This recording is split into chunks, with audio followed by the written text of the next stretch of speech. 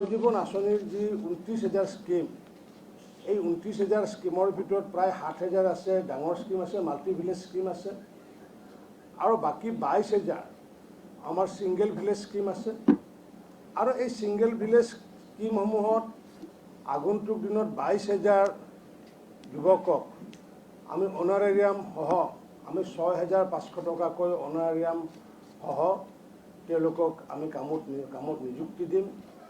আৰু এই 22,000ৰ ভিতৰত ইতিমধ্যে যিসকলে কৰ্মৰত হৈ আছে, যি আমাৰ অবৈতনিক শ্ৰমিক বুলি কওঁ বা অস্থায়ী শ্ৰমিক বুলি কোৱা হয়, সেইসকলে কেইবা হাজাৰ ব্যক্তিয়ে, কোনোবাই মাটি দান কৰা ব্যক্তিয়ে হওক, তেওঁ কৰ্মৰত অৱস্থাত আছিলে।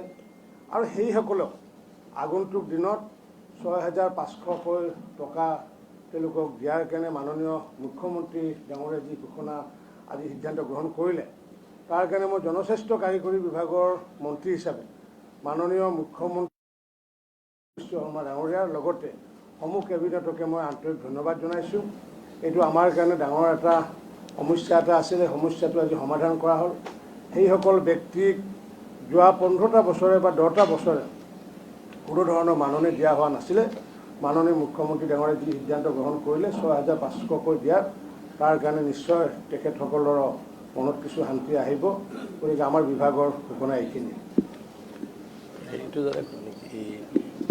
ডাইট ফাণ্ডৰে হেৰি কৰিব যে ক্লিনিক, আৰু এই অকল আমাৰ সেইসকলক অনাৰেৰিয়াম দিয়াই নহয়, আগন্তুক দিনত আমাৰ যি পাব্লিক হেল্থৰ যি আমাৰ ফাণ্ড আছিলে টাইট ফাণ্ড, এই সম্পূৰ্ণ টাইট ফাণ্ড আমি পঞ্চায়তলৈ আমি ডাইভাৰ্ট কৰিছোঁ।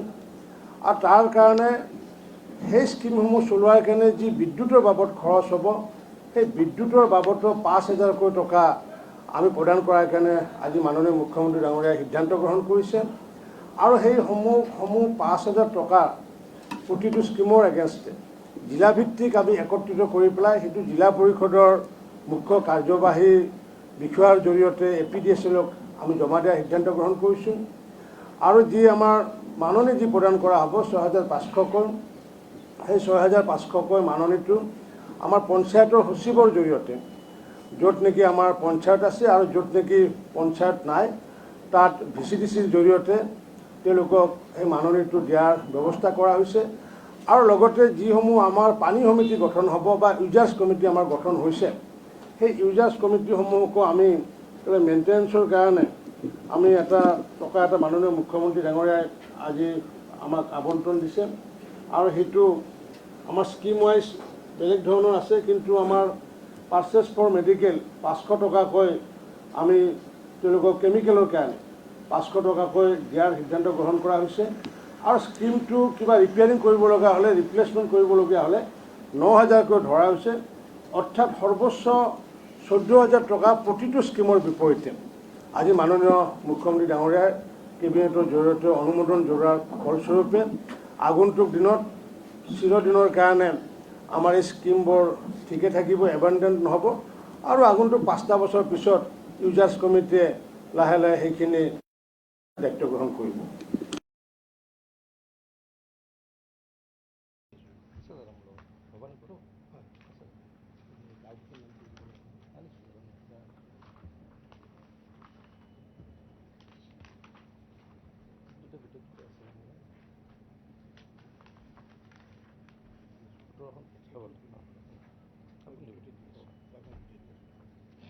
এটা ভাল খবৰেৰে মই কেবিনেট ব্ৰিফিং আৰম্ভ কৰিছোঁ। ইতিমধ্যে সন্মানীয় জ্যেষ্ঠ মন্ত্ৰী ৰঞ্জিত দাস ডাঙৰীয়াই তেখেতৰ ডিপাৰ্টমেণ্টৰ এটা কেবিনেট সিদ্ধান্তৰ বিষয়ে আপোনালোকক অৱগত কৰিলে। আজিৰ পৰা 2 মাহমানৰ আগতে মাজুলীত এটা ভয়াৱহ দুৰ্ঘটনা হৈছিলে। আমি সকলোৱে অত্যন্ত দুখেৰে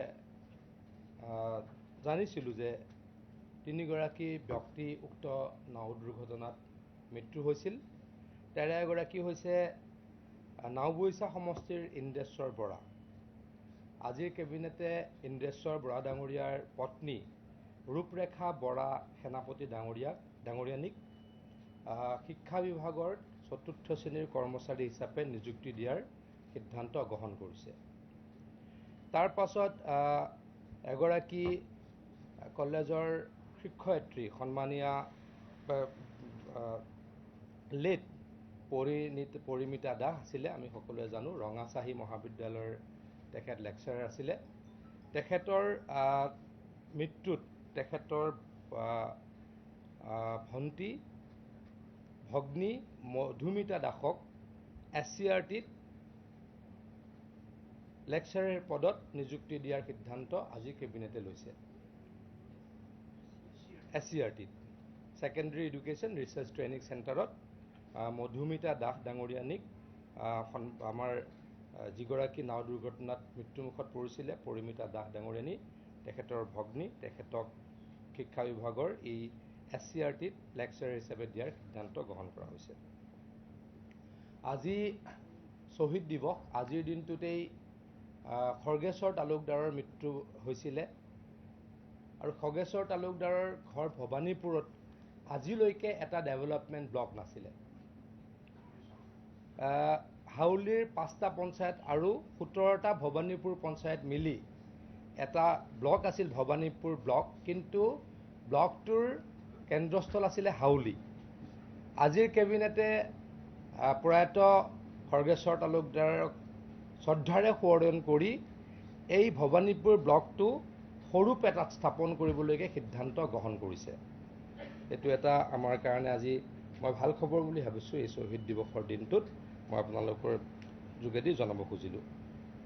আমাৰ মিউনিচিপাল বৰ্ডত আৰু গুৱাহাটী মিউনিচিপাল বৰ্ডত আমাৰ গুৱাহাটী মিউনিচিপাল কৰ্পৰেশ্যন আৰু মিউনিচিপাল বৰ্ডসমূহত আমাৰ মহিলাসকলৰ ৰিজাৰ্ভেশ্যন, মহিলাসকল সাধাৰণতে 5 বছৰৰ কাৰণে ইলেক্ট হয়, কিন্তু আজিৰ কেবিনেটে সিদ্ধান্ত লৈছে যে 5 বছৰ নহয়, যিসমূহ এইবাৰ মহিলাৰ কাৰণে সংৰক্ষিত হ'ব সেই সংৰক্ষিত অঞ্চল সংৰক্ষিত ৱাৰ্ডসমূহ 10 বছৰলৈকে মহিলাৰ কাৰণে সংৰক্ষিত হ'ব।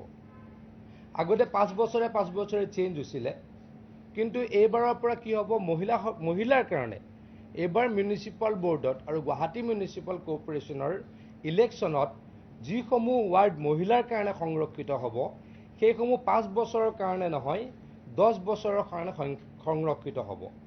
আৰু মহিলাৰ সংৰক্ষণ যিহেতু 50%, গতিকে মিউনিচিপাল বৰ্ডসমূহত আৰু গুৱাহাটী মিউনিচিপাল কৰ্পৰেশ্যনত 50% ৱাৰ্ড 10 বছৰৰ কাৰণে মহিলাৰ কাৰণে সংৰক্ষণ হ'ব। আমাৰ আজিৰ কেবিনেটে এটা ইন প্ৰিন্সিপল এপ্ৰুভেল দিছে।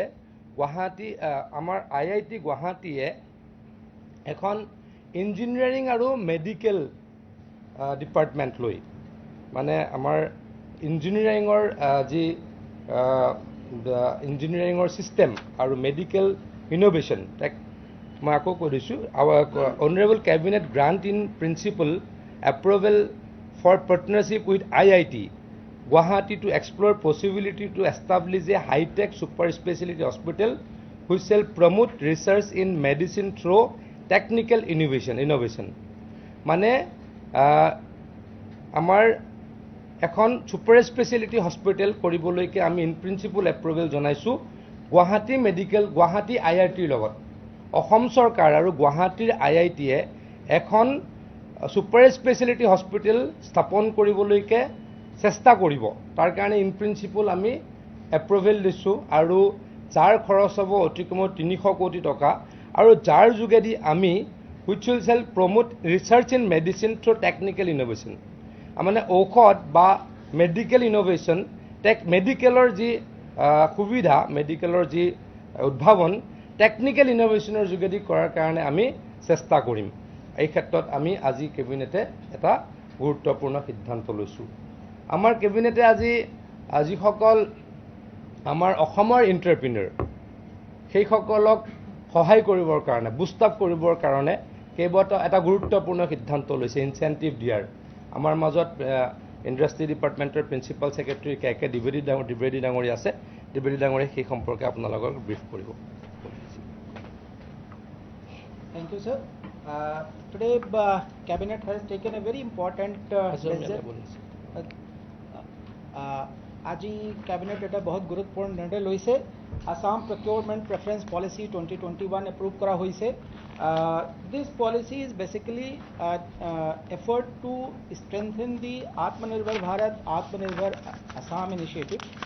ইয়াত আমি প্ৰপ'জ কৰা হৈছে যি স্মল আৰু মাইক্ৰ' এণ্টাৰপ্ৰাইজ আছে তেওঁক গভৰ্ণমেণ্ট যি প্ৰকিউৰমেণ্ট কৰিব তাত প্ৰকিউৰমেণ্ট মে 20% প্ৰাইচ প্ৰেফাৰেঞ্চ দিয়া হ'ব ধৰক এতিয়া নন স্মল আৰু মাইক্ৰ' ইণ্ডাষ্ট্ৰী যেতিয়া কিবা ৰেট কোট কৰিছে আৰু যি স্মল আৰু মাইক্ৰ' ইণ্ডাষ্ট্ৰী কোট কৰিছে 20% কম হ'লেও তেখেতে এই যি আমাৰ স্মল মাইক্ৰ' ইণ্ডাষ্ট্ৰী আছে they will get preference and suppose at a big industry is getting 100 rupees tetia to micro small 120 rupees price preference pabo 120 quote korileo they will get the preference so 20% price preference diya hobo plus 25% the total quantity tender value ase that will be given to L1 amar ji price preference diya jabo micro small industries or 75 ji L1 wase teok diya jabo so demand order kora jabo that 25% will go to micro small industry and 75% will go to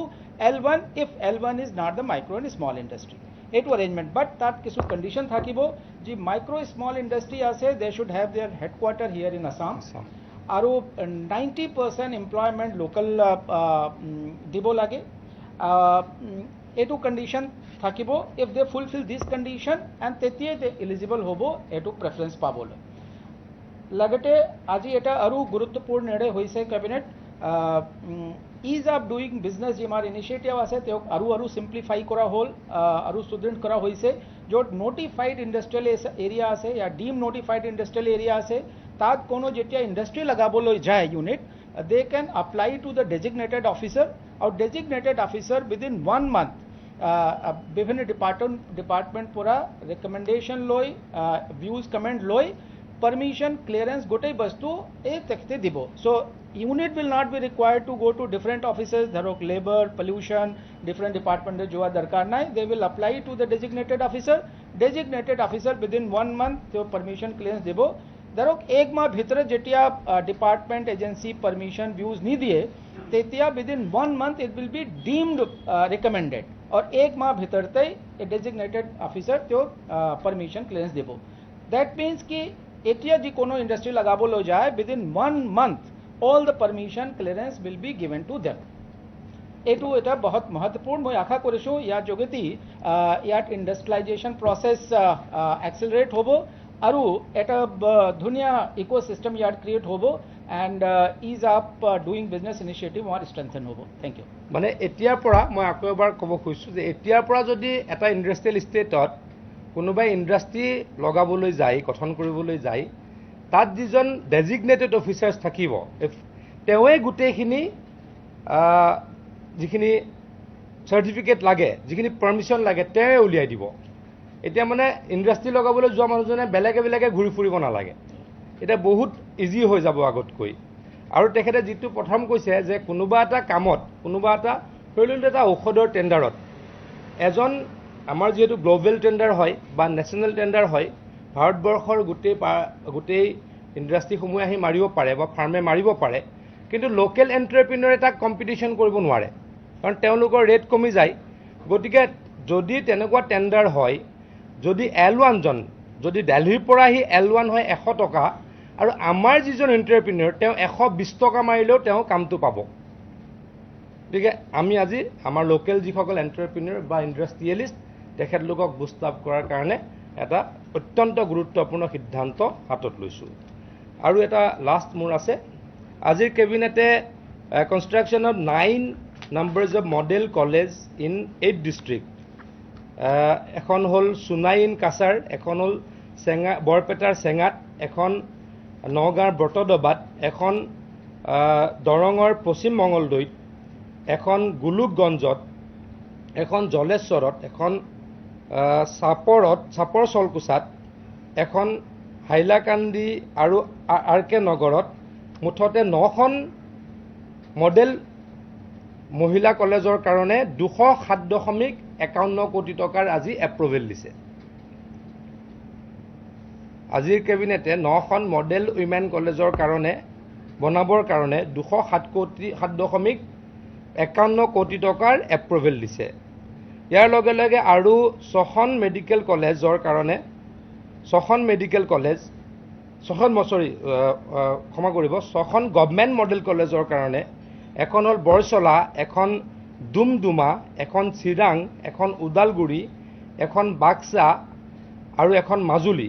এই 6খন government model কলেজৰ কাৰণে 103.73 কোটি টকাৰ অনুমোদন দিছে।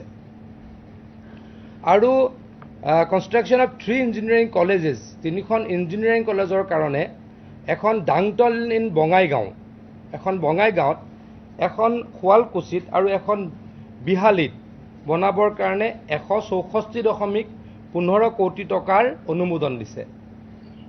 মুঠতে আজি আমাৰ 9খন মডেল উইমেন কলেজ, 6খন গভৰ্ণমেণ্ট মডেল কলেজ আৰু 3খন ইঞ্জিনিয়াৰিং কলেজ বনাবৰ কাৰণে আজিৰ কেবিনেটে 475.39 crores টকাৰ এপ্ৰুভেল দিছে। 475.39 কোটি টকা। 3খন মডেল উইমেন কলেজ 9খন মডেল উইমেন কলেজ, 6খন government medical college model college model 3খন ইঞ্জিনিয়াৰিং কলেজ, এই গোটেইখিনিৰ কাৰণে 475.39 কোটি টকাৰ এপ্ৰুভেল আজিৰ কেবিনেটে দিছে। নতুন হ'ব, নতুন ইনফ্ৰাষ্ট্ৰাকচাৰ হ'ব। Thank U.